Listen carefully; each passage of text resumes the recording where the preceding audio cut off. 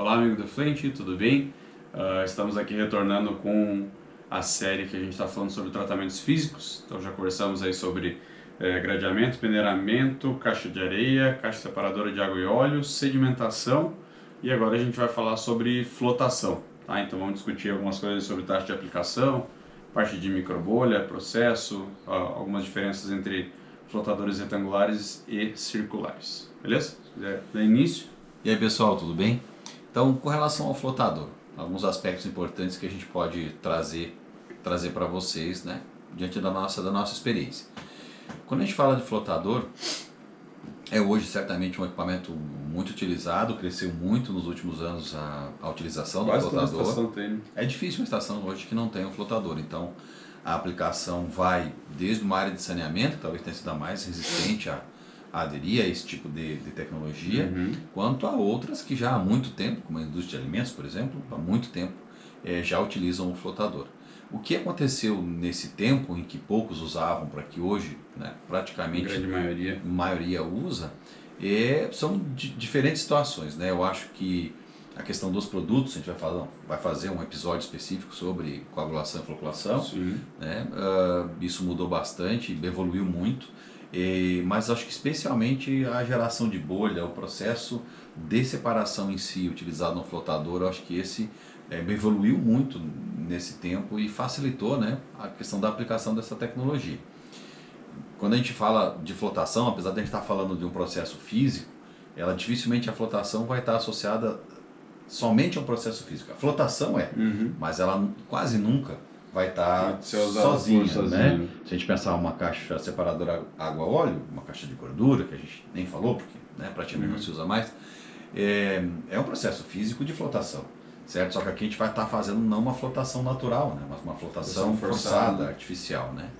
Então, quando a gente vai para esse ponto em que eu vou forçar, eu vou adicionar então uma bolha, uma microbolha, né? Um ar que vai ser incorporado externo, junto a um efluente tratado pelo próprio flotador e retorna essa água, né, para o início com as microbolhas, né?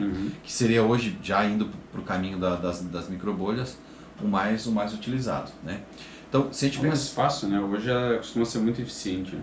O sistema de microbolhas. Já peguei várias situações onde o sistema estava um caos, não funcionava, a gente foi lá, a microbolha não estava funcionando. Principal recomendação, manda arrumar, os caras mandaram arrumar, mudou da água para o vinho. Isso durante muito tempo foi um problema, né? De que não se entendeu nas estações de tratamento com flotação que a microbolha era um agente, vamos dizer assim, crucial. Se eu não tinha uma bolha pequena, eu não tinha uma boa separação. Pelo contrário, o flotador ele passava a ser um problema, porque ele não conseguia fazer a separação. Então, de novo, como é que eu meço a ideia da separação, né, da boa eficiência, vamos dizer assim, do flotador? Vamos pensar, pode ser cor e turbidez, que é excelente para fazer isso, mas de novo, né, a gente já está falando aqui, e eu acho que o nosso papo pode ir nessa linha de que quase sempre a gente vai estar falando de uma flotação que não é um processo primário, que se falava antigamente, né, apenas de separação física, mas também que tem uma separação aí que advém de um processo físico-químico anterior, que é muito diferente. Então, se eu pensar num flotador que trabalha, na sua grande maioria, dentro dessa concepção, um físico-químico inicial, com uma coagulação e floculação, e a separação física, né, no flotador em si, a gente pode utilizar turbidez, cor, para poder fazer isso, o próprio sólido suspensos, a própria DBO, se tu quiser, DQO, se tu quiser fazer, né, um flotador ele trabalha aí no mínimo com 60%, 70% de eficiência. Pode ir a 98%, 99%, dependendo do tipo de efluente, em termos de eficiência de remoção de carga orgânica, né? Então, e dá para avaliar a própria microbolha, né? Hoje quase todos os sistemas têm um ponto de coleta na linha de microbolha, então tu consegue avaliar ela se formando e quanto tempo ela leva para se dissipar. Né? É muito comum a gente fazer isso, né? Quando faz a programação, um start de um flotador ou alguma coisa assim, é ter essa coleta além de cuidar a pressão de operação dele, né? Para que tem essa geração. E eu acho que uma dúvida que muita gente tem, e que nós durante muito tempo tivemos, era, mas por que essa diferença de preço tão grande de um flotador para outro, né? De um flotador que tem um outro sistema que não é microbolha, seja lá Venturi ou qualquer outro tipo de geração que não é o sistema, né, por ar dissolvido, que então você gera a bolha, pressuriza, e aí você gera uma bolha de pequeno tamanho, né, de pequeno diâmetro, que faz toda a diferença no processo de flotação. Se a gente pensar nos flotadores antigos, eu tinha que ter um tempo de residência no mínimo de 20 minutos a meia hora, né? No mínimo, porque eu tinha todo um processo que eu gerava bolha, então daqui a pouco eu terminava com destruía com um pedaço do floco, né? Então até que ele se formava de novo e eu conseguia, dentro do processo do flotador, fazer um tratamento físico-químico, né? Coagulação e floculação e também o processo de separação. Então hoje é muito claro essa separação e os flotadores diminuíram bastante de tamanho. A própria geração é um pouquinho complexa também da estrutura mecânica que tu precisa, né? De bomba e bomba, sistema pressurizado, tanque de saturação, então tudo isso vai agregando. Encarecendo, né? Só que isso agrega valor ao teu efluente tratado, porque você tem uma eficiência muito mais... garante que tudo que é possível ser separado com o flotador vai ser. Seja óleos e graxas, seja sólidos suspensos, seja cor, turbidez, DBO, ele vai separar. Né? Ele vai separar e vai separar muito bem, né? Vai evitar que você quebre a bolha, não cria grandes turbulências, e ao mesmo tempo vai te melhorar todos os aspectos por essa facilitação, vamos dizer assim, para remover esse material. Hoje o que a gente vê é que a microbolha ela forma uma cortina, né? A gente chama de cortina de microbolha, né? Então quando chega essa quantidade de material particulado, a tendência é que ele vai subir nessa cortina, né? A gente costuma trabalhar com pressão de 4 a 6, a gente observa que com pressões abaixo de 3 a gente não tem pressão suficiente para comprimir o ar com a água, né? Que é aí que acontece a geração de microbolha. E pressões normalmente acima de 6, aí tu começa a criar uma turbulência a mais dentro do flotador. E não vai te resolver em nada. Só vai piorar, na verdade. Só vai piorar. Como se não tivesse flotador. E aí alguns segredos que a gente tem na parte de projeto. Hoje flotador, se a gente vai pensar, nós projetistas, o máximo que a gente pode trabalhar é alguma restrição com relação à taxa de aplicação. Porque tu não vai necessariamente construir um flotador, né? Muito dificilmente alguém que faz um projeto de uma estação que está incluído o flotador vai produzi-lo. Não vai fazer isso logo. Tanto de alvenaria. Não se faz mais isso, né? Isso já acontece, mas é muito difícil. Né? É mais raro. Bem mais raro. Então, projetos andando aí que vai ter sistema em alvenaria. E aí eu acho que é interessante a gente falar isso, porque talvez eu já tive situações em que o projeto foi feito muito baseado nessas limitações para vários equipamentos, né, dentre eles o flotador, e o cliente entendeu como uma coisa ruim, como se a gente não tivesse projetado de fato a estação de tratamento. E na verdade não, a gente faz as limitações dentro daquilo, né? Sei lá, numa estação completa tu pode ter qualquer tecnologia, mas dentro do flotador especificamente, a gente precisa ter um controle, é a taxa de aplicação, que de novo varia de acordo com cada tipo de efluente, né? A literatura fala entre 3,5, 3,8 até 9,6, né? Metro cúbico, metro quadrado por hora. Porque, por exemplo, assim, a gente fala de tanto da microbolha, assim, né, que ela é eficiente, ela ajuda muito na separação, mas ainda assim, por mais que eu tenha uma microbolha muito boa, se eu passar dessa taxa de aplicação, ou se eu estiver fora dessa faixa, ou trabalhar com uma vazão acima, eu ainda tenho problema, digamos assim, né? Então, qual a importância assim dessa taxa de aplicação?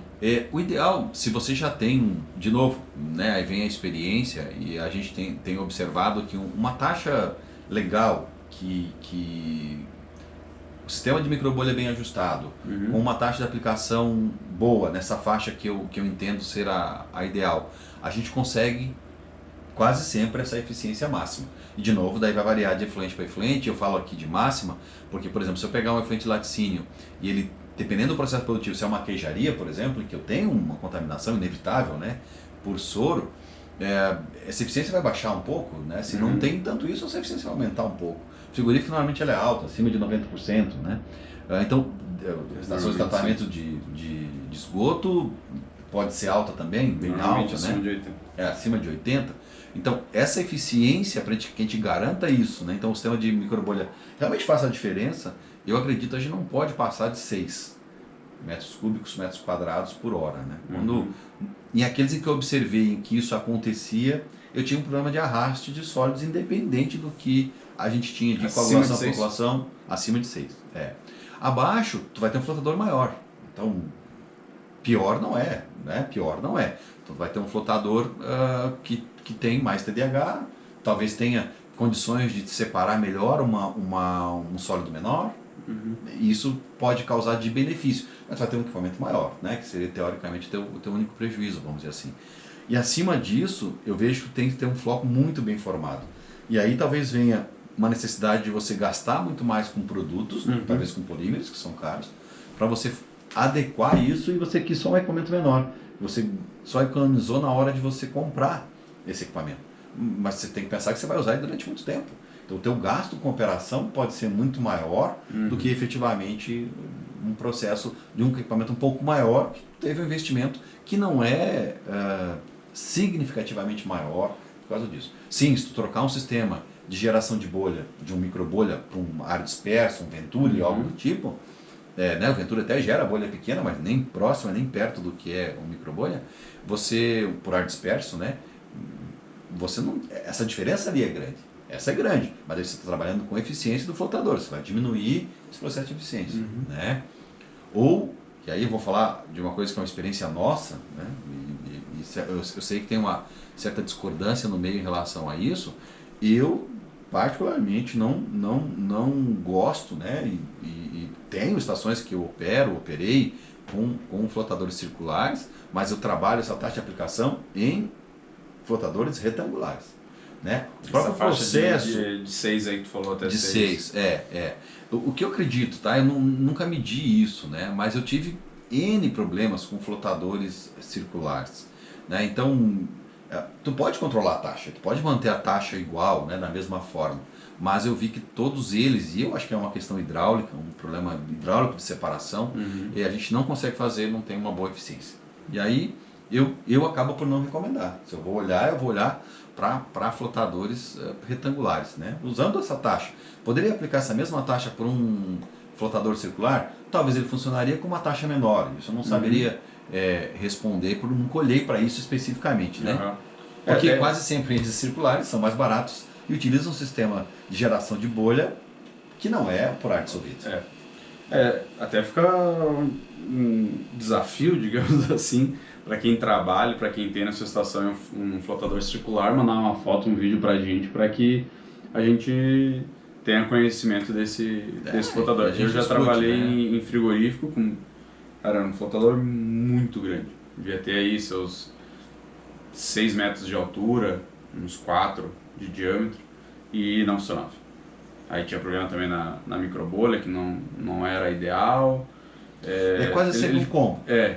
Dos que eu vi operando, o que eu achei assim, de principal limitação é que é muito difícil a gente controlar como que a gente quer tirar o lodo. Então, em alguns casos eu vou ter uma quantidade maior, uma geração de lodo maior ali, ou eu preciso tirar o lodo mais concentrado, ou o lodo mais diluído, né, quando vai raspar esse material flotado do flotador. E nos circulares, pelo menos que eu vi operando até hoje, não tem tanto esse controle como nos retangulares, que é muito mais fácil, porque tu consegue controlar a camada de líquido, né, do flotador pelo vertedor. Mas já escutei alguns profissionais que trabalham com flotadores circulares falar que é mais fácil escolher qual camada prismática de clarificado tirar no circular do que é no retangular. Mas nunca vi, até hoje pelo menos, né, não vi na prática isso. De novo, né, a gente sempre fala aqui da nossa experiência, né? A experiência tem as nossas limitações. Né? Mas do que a gente viu até hoje, eu acredito que é um pouco por aí, né? A gente trabalhar no retangular, a do ar dissolvido eu tenho convicção, né? Então, até hoje não consegui ver nada, absolutamente nada contrário a isso, porque e isso foi numa feira, a gente trabalhando, discutindo, né? Lá o vendedor, né? Então mostrou, provou, e eu comecei a observar isso e realmente a partir dali todos os que eu comecei a trabalhar foram com ar dissolvido, e aí a gente não teve problema, e todos, né?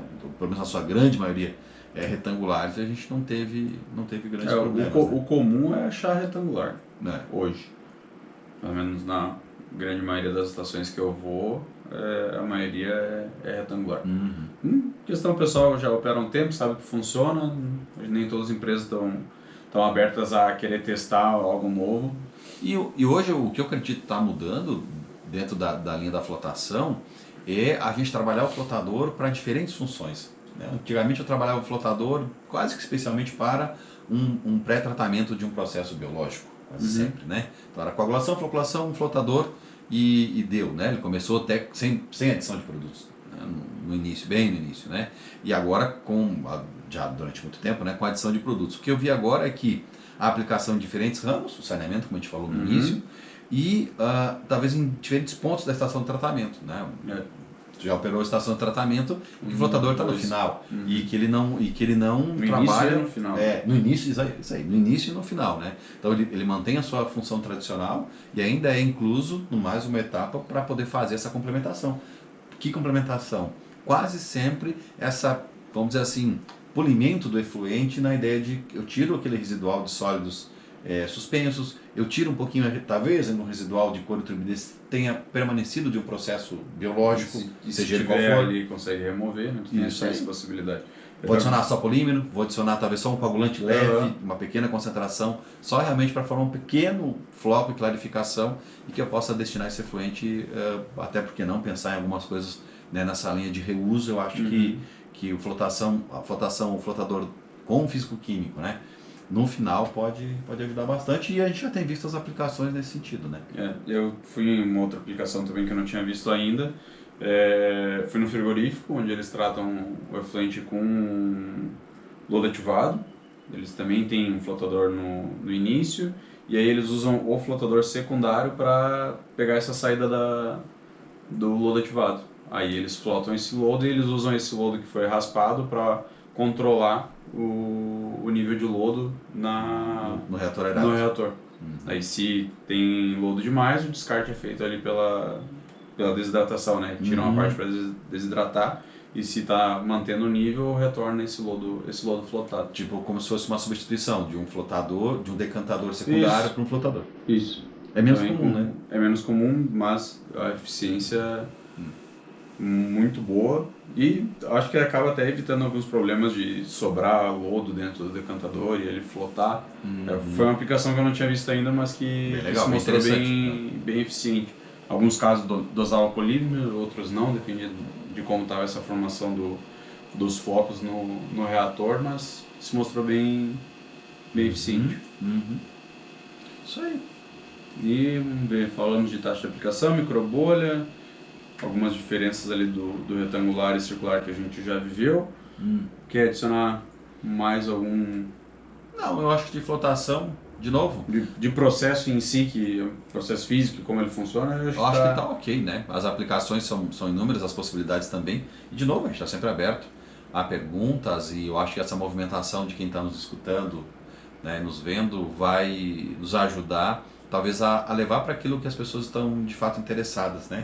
Os assuntos vão gerar talvez mais interesse, outros menos, mas que a gente possa trazer aqui, porque não, episódios que tratam especificamente de dúvidas, complementações que a gente precisa. Com certeza. Né? Eu acho que essa prazer. interação aí é legal e até para que a gente também não fale daquilo que a gente entende só como sendo necessário, mas que o nosso público que está aí nos assistindo, né, nos ouvindo, possa trazer essa demanda e a gente consiga, né, dentro do possível, atender isso que cada um tem de interesse, né, na área de efluentes aí.